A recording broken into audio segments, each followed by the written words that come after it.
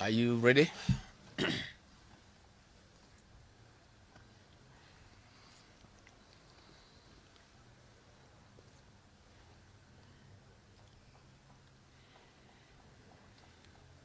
Uko tayari?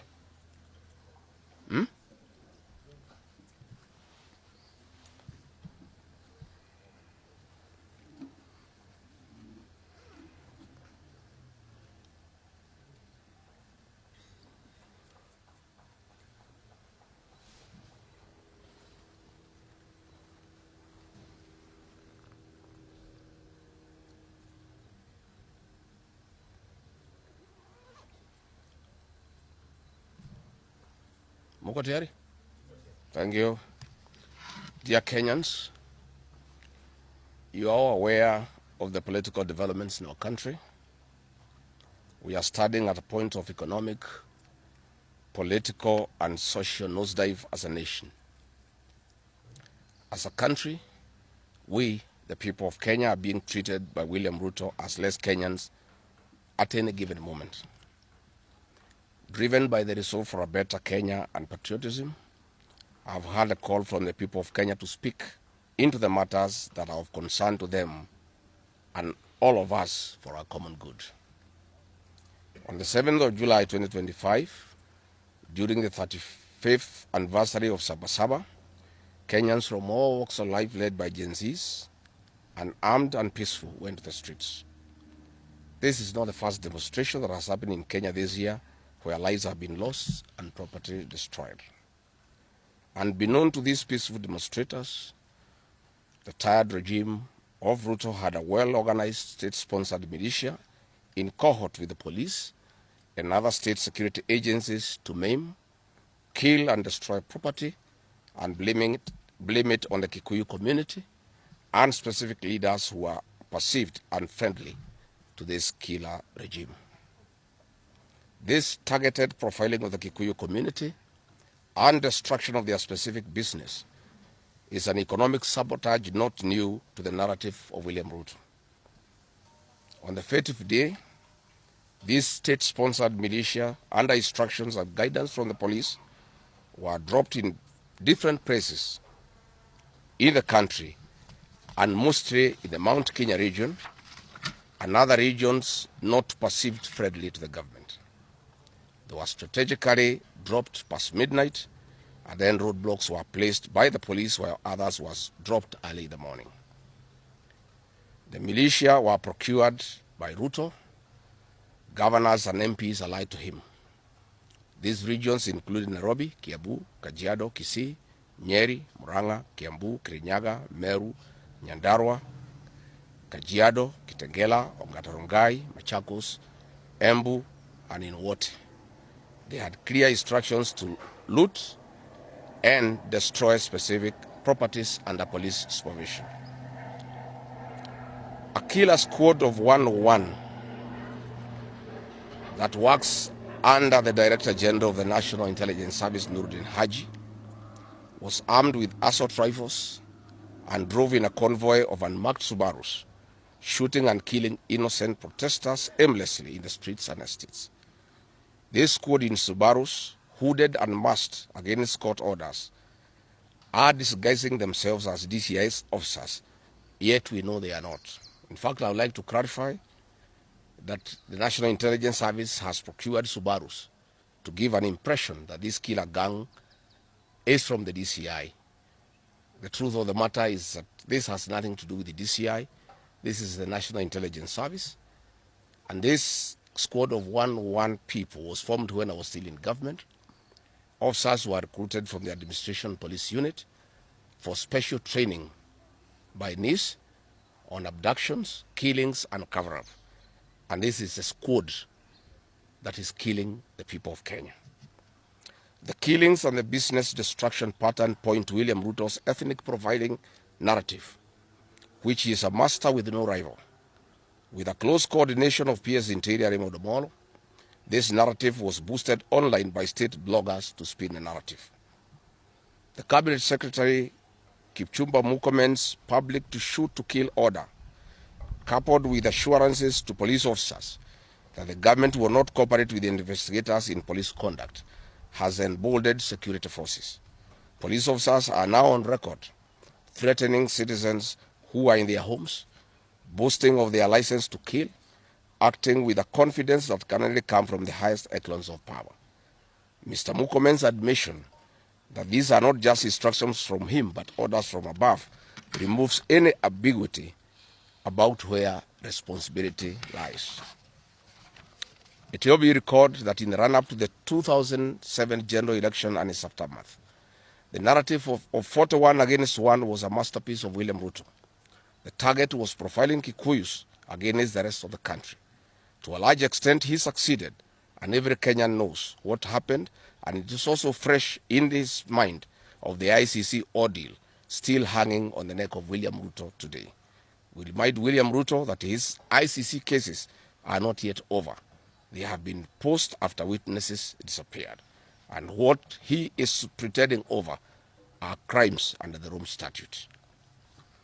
It is clear history is repeating itself, and the architect William Ruto is back on the deck. He is hell-bent to finish his unfinished business with the people of Mount Kenya, destroy their businesses, and make them black sheep of Kenya. Despite this horrible experience, the people of Mount Kenya voted William Ruto to a man in 2022 general elections against the advice of President Uhuru Kenyatta, whom Mr. Ruto had branded as a drunkard and a useless leader. Today, the people of Kenya, and especially the Mount Kenya region, feel sorry that they did not heed to the advice of Uhuru Kenyatta. These state-sponsored militia were key in touching of various parts of the country with ease of police assistance to prefer terrorism charges on specific people from the Mount Kenya region. So far, about 50 young people are in courts in trumped-up charges of terrorism in scenarios of state-managed crimes by the state.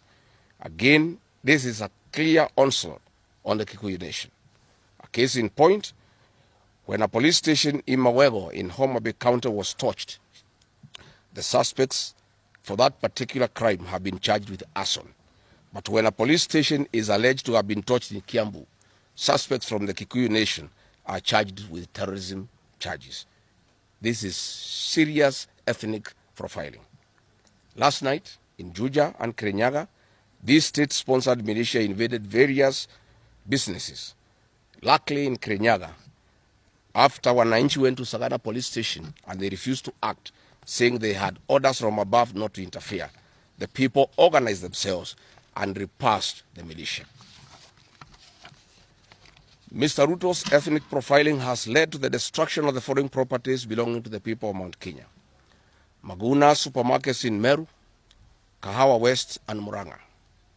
Nice supermarkets, hotel, and petrol station, and nice city in Mwea in Kirinyaga. County supermarkets in Kabati and Kirinyaga.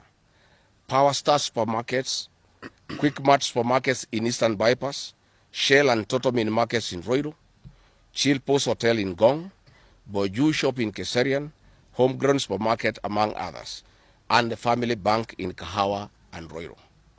Notably, in Meru, these state-sponsored militia tried to attack Meru Daily Processing Plant and were repulsed by workers. In Nyeri, they further tried to attack Wakulima Dairy in Mukurweini, and the attack failed. We urge our businesses to heighten security surveillance on their business premises and production lines, especially the KTDA, coffee factories, milk processing factories, among others. We take note that in Meru, on Sunday, the 6th of July, at an event attended by CS Kipchumba Murkomen, the MP for Bori, Mugambire Dikire, indicated that a supermarket would be attacked the following day. As sure as December 25 is Christmas, and true to his word, Maguna supermarket was touched by the state-sponsored militia, which the MP was privy to.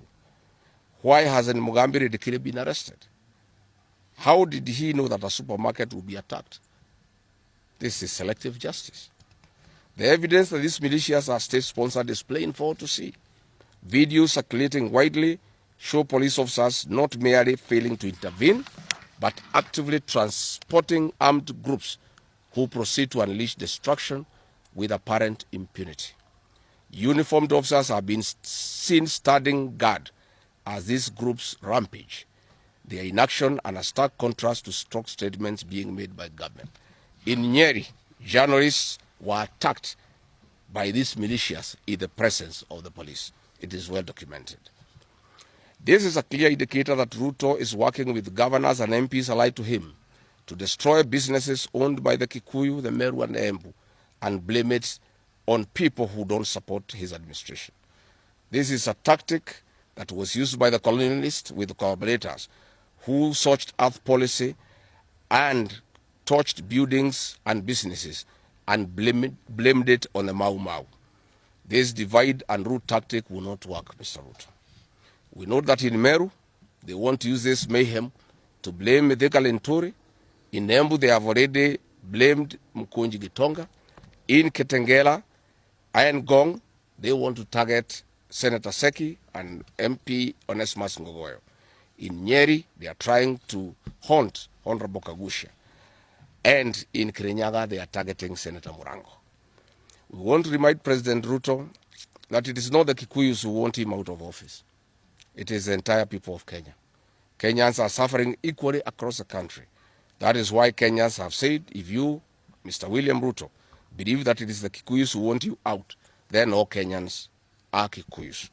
I want to thank the people of Kenya for standing out against this tribal profiling of the Kikuyu. The people of Kenya yesterday did wonderful by saying that the Kikuyus should not be profiled. This morning, I've seen Ruto quivering and wailing in uncontrollable anger. Mr. Ruto, excessive anger is not a solution. I want, with a lot of humility, to advise you to stop being angry. That will not help. You need to know what you need to do because you have not been listening to the people of Kenya. The people of Kenya are more angry than you are. They are angry because you have overtaxed them. There is wanton corruption. There is abductions and extrajudicial killings. There is ethnic profiling and other ills that bedevil your administration. If you want to be calm, please abolish the housing levy and give dignity to the payslip. I have heard you saying that you cannot give jobs to the young people. Please restore the dignity of the payslip. Restore the capacity of the middle class. The middle class will give jobs to these young people. Stop killing and profiling the young people. Listen to them.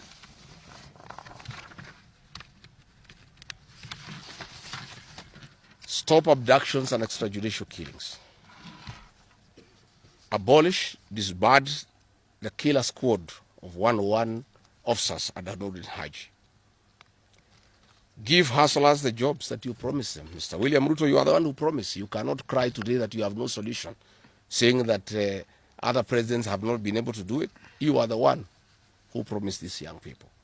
Stop police brutality. Stop abductions and illegal detentions. Get the hustlers from the bottom of the economic pyramid as you promised. Yes, Mr. President, we agree there were other presidents before you, as you have rightly stated, and true, they never went through what you are experiencing today.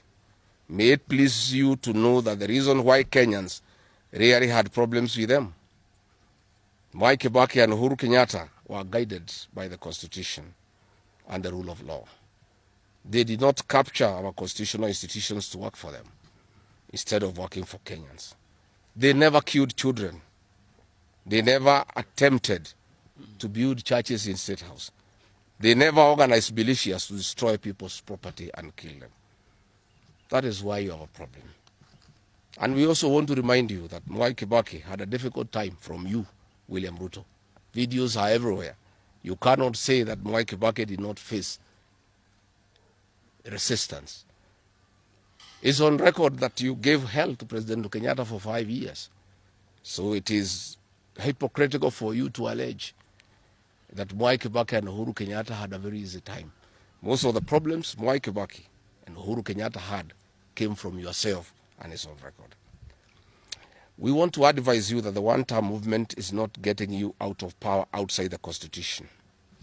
Mr. President, nobody wants to throw you. Nobody wants to overthrow your government. Nobody wants you out of power through unconstitutional means. Mr. President, I and the people we work with are on record. We want to remove you from State House through the ballot in 2027.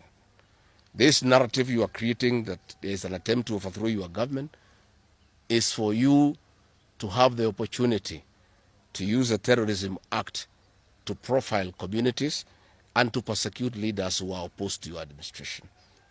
Please relax. We want you to serve your one term. Nobody wants you out of government unconstitutionally. Nobody has any plan to overthrow your administration, Mr. President. We want to face you on the ballot in August 2027. So just relax and stop crying wolf that anybody wants you out of office unconstitutionally. There is no leader here who is planning a coup, and none has the capacity. And nobody is interested. The leaders in this country, and indeed 95% of the Kenyan population, want to humiliate you at the ballot. They relish that moment. None of them would want you to go out through any other method, unless, of course, you decided to resign on your own volition. So please stop creating this narrative. This narrative is to enable you to use anti-terrorism law to persecute leaders and to persecute the Kikuyu community. If you speak out online, Mr. President, you want to use the Terrorism Act to harass people. If you dare challenge your administration, you want to use the Terrorism Act to deal with people who are opposed to your administration. My fellow Kenyans, let us not be deceived. William Ruto has stripped away even the pretense of democracy. What we are witnessing is not the rule of law, but the rule of fear. This is not the behavior of a government that serves its people. This is the machinery of outright dictatorship. Finally, I want to announce to the people of Kenya that tonight I will be traveling to the United States of America to talk to the Kenyans in diaspora and the international community about the state of the nation. I would have wanted to stay in the country at this very difficult time when our people are under siege, but I have engagements that I'm not able to postpone. I have been threatened by people close to William Ruto, who called some of my people today, that they will want to stop me from leaving the country. I have no problem. If you want to come and arrest me at the airport, as you are threatening us, you can go ahead. I don't have a problem. You cannot sell fear to us. You know, even if you sold us fear, we cannot buy. You know, and therefore, as I'm out of the country, unless I'm stopped from going, and if I'm stopped from going, I'm still okay. I'll be here because this is my country. We have made sufficient arrangements with other leaders in the united opposition to create a pool of lawyers to come in through for our young people who are being persecuted on trumped-up charges of terrorism. And I want to explain. I have heard the president saying that people have attacked police stations and the law courts. It was all stage managed by the MP for Kikuyu. How do you explain that people can walk into a police station and they are not armed and take over the police station from armed police officers? How do you go to the courts that are guarded by armed police officers and touch them? All these attacks of vital installations were stage managed by William Ruto through Kimani Ichung'wa to create the opportunity to prefer charges against people using the Anti-Terrorism Act. That is the reality. So nobody has attacked any police station. They were all stage managed by government. And what is happening is history is repeating itself. This is exactly what Moi did in the 80s against the Kikuyu community. After the abortive 1982 coup, he used sedition laws and the clandestine Mwakenya movement to profile the community and hold people into court, and they'll be taken by Bernard Chunga after 5 p.m. This is history repeating itself. I want to ask our people to be calm, to be cautious, and to be strong. I want to appeal to our young people, the Gen Zs. Looking at the scenario of what is happening and what William Ruto has planned, I want to ask my children, my sons and daughters, to consider applying the next onslaught against the President William Ruto by getting IDs and registering as voters so that they can deal with William Ruto on the ballot. Because I fear for them. Anytime they go out to the streets, they are killed like chicken. I would like to preserve, to us these children, we would like to live with them, we would like to see them grow. And when we look at the desperation of William Ruto and the brutal force he is using against these children and the use of state militias to attack them, I would like to plead with them to consider, to join us, we in the opposition, by registering as voters. And in 2027, we'll be able to get rid of President William Ruto. William Ruto, finally, let me ask you a question.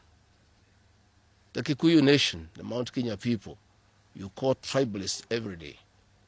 These people you are waging war against, their businesses, are the same people who voted for you, even after what you did to them in 2007. They forgave you and considered you as a person they can elect as president. You have turned against the community. You are trying to mobilize other Kenyans to profile them and to fight them, but they have refused. These same people from Mount Kenya have the capacity to support somebody else, and it must not be you. And they proved that they are not tribal by voting for you when you are Kalenjin. They can vote for a Kamba. They can vote for a Kisi. They can vote for a Luya. They can vote for a Maasai. That sense of entitlement that you are having to the Mount Kenya vote is misplaced. They voted for you, yes. You betrayed them. You turned against them. They don't have to vote for you again. Please stop persecuting them into submission. They will not submit to your brutality, to your vicious attack against them and their leaders. That I want to tell you for free today. I've listened to you talking with a lot of anger, calling them tribalists. They are not. How can they be tribalists when they voted for you and you are not one of them? But you don't have a sense of entitlement that they must vote for you.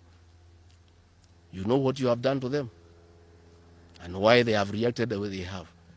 And I want to assure you, you cannot scare them into submission. Even if you jail them, they will not submit.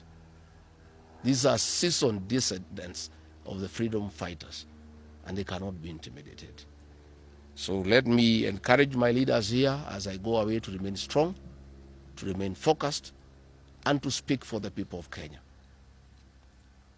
I am I have a lot of gratitude to the Honorable Stephen Kalonzo Musyoka and Eugene Wamalwa, who have been in court the whole of yesterday and today, standing strong and defending our young people who have been framed and charged with treason.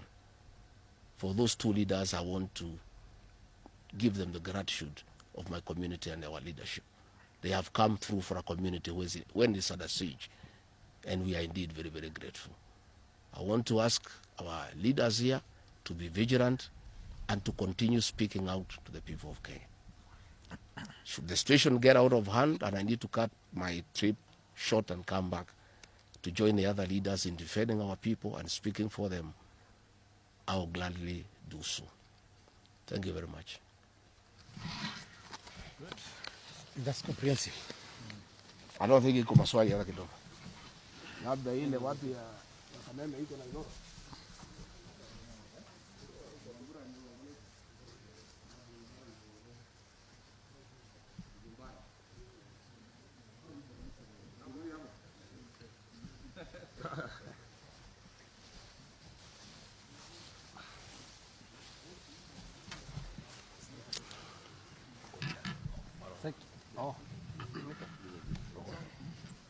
Muko tayari wale watu ya Kifaransa?